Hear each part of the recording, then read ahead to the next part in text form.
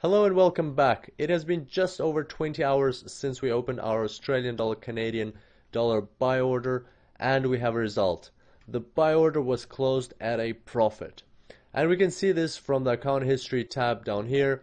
As you can see, the green indicates that the order was closed at take profit, and this single order brought us $22.74 of real money from the Forex market. So congratulations on that. Right now our account is sitting at a total of $119.20 profit, and as you recall, we started off with simply $500 on the account. So if I bring up the calculator now and we divide $119.20 by 500, we'll see that in total we have earned over 23% of profit just through these three trades. That's an incredible result. It is a result of very precise entries and exits and very well calculated risks. So we'll talk more about that in the summary for this section. And for now, let's just quickly have a look at how this order played out and what we can learn from this particular trade that we conducted yesterday. So as usual, I'm going to drag the order onto the chart so we can see it there, and I'm going to change the chart to a bar chart so we can see things a bit better. And if we go zoom in a little bit, we can see here that the order was opened where the red line is, and that's where we entered the position. Then from there the market went a little bit down, kind of crossed over this channel line, the bottom of the bottom border of the channel. Hit the moving average, crossed it a bit, tested it, and then went back up slowly to where it's supposed to go. So a couple of learnings from this particular example, or from this particular order. First one, and one of the most important ones, is that it's really good that we set the stop loss in this position where we did.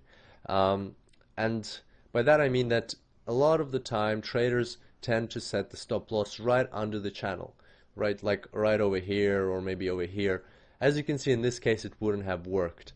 The market tends to test resistance lines and borders of channels, and by that I mean that it can approach them and even go through them a little bit and then go back. So finding a good position for a stop loss is a crucial part of your trading.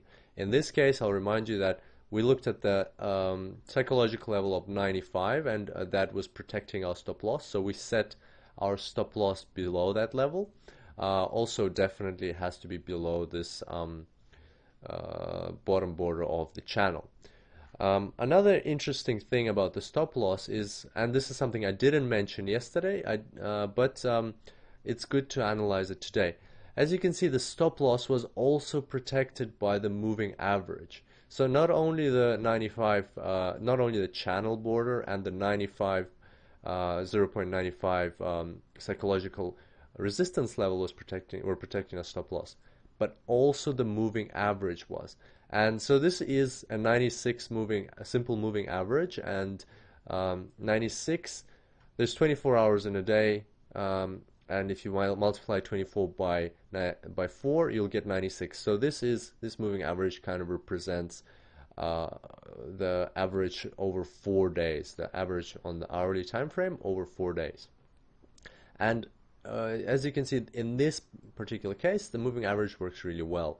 The price bounced off the moving average here, then bounced off the moving average over here again, then bounced off the moving average here again, and yesterday, after we conducted our trade, the price also once again bounced off the moving average.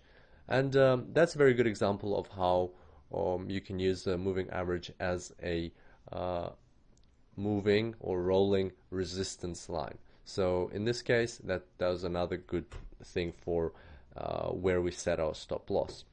And finally, if we look here at the take profit, what happened here is the price has reached the take profit, which is great, but it has not yet reached the top border of the channel. So there is a potential for the price to keep going, and maybe that will happen.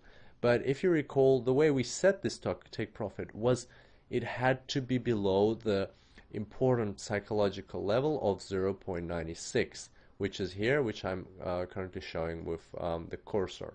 So this is also a very crucial part of your trading, to set your take profits at strategic levels, like below or above.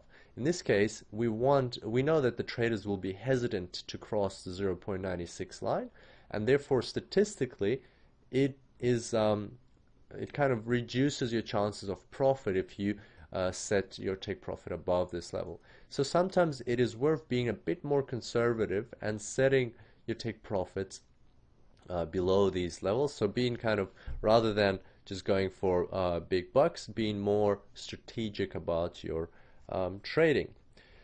So those are kind of the learnings from this example, and or from this particular trade. And I look forward to seeing you in the next tutorial. Until then, happy trading.